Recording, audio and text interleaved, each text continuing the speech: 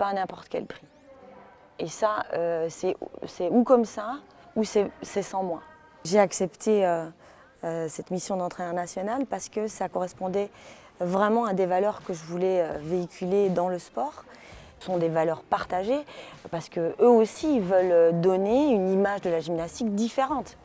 On voit beaucoup d'images quand elles sont jeunes parce que c'est un sport à maturité précoce.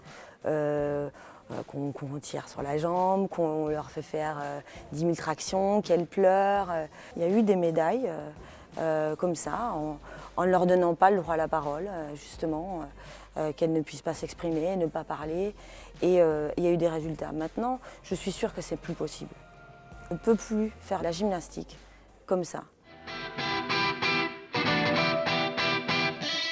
Sur chaque déplacement où je suis, il n'y a plus de débordement, il n'y en a plus.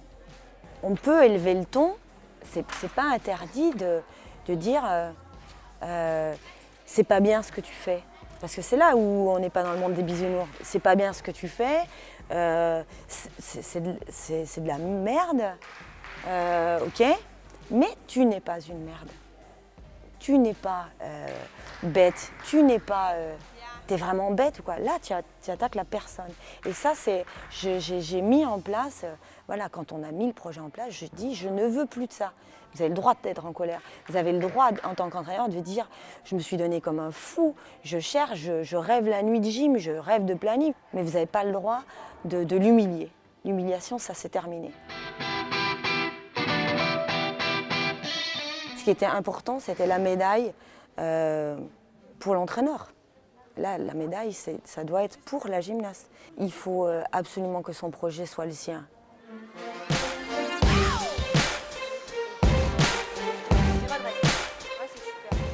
Maintenant, elles vont prendre pleinement possession de leur performance et de leur projet sportif. C'est-à-dire qu'il faut les intéresser.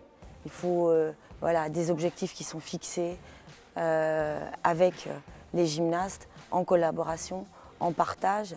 Des planifications, des organisations de calendrier complètement partagées.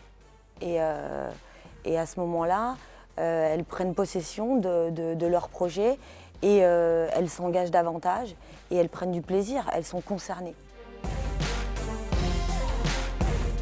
C'est parce qu'elles vont s'épanouir et, dans leur discipline que la performance va en découler. Et c'est pas l'inverse.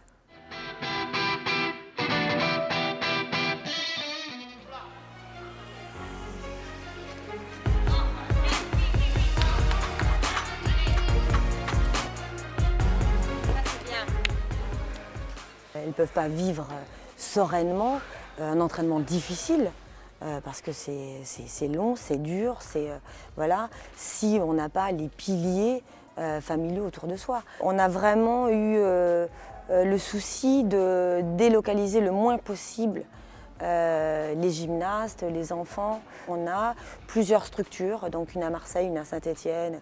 Et ici, on les a plus que leurs parents. On les a au quotidien. On ne se substitue pas aux parents. Mais moi, je pense que l'important dans l'entraînement et dans l'éducation, c'est toutes les valeurs que tu peux leur apporter, l'éducation que tu peux leur apporter. C'est pour ça que j'ai voulu aussi accepter ce poste, parce que je veux faire de la gym autrement. Je veux changer les pratiques gymniques et je suis sûre que c'est comme ça qu'il faut faire. Enfin, je ne suis pas encore sûre parce qu'il faut que ça performe un peu avant. 1 ou 2 médailles, ça nous servirait pas mal en ce moment. Mais bon, j'espère que j'aurai le temps de le voir. J'ai même plus peur de perdre mon boulot, c'est bon, c'est fait ça déjà. Donc je sais ce que c'est entraîneur national, ça va, ça vient. Je veux juste avoir le temps d'amorcer le changement.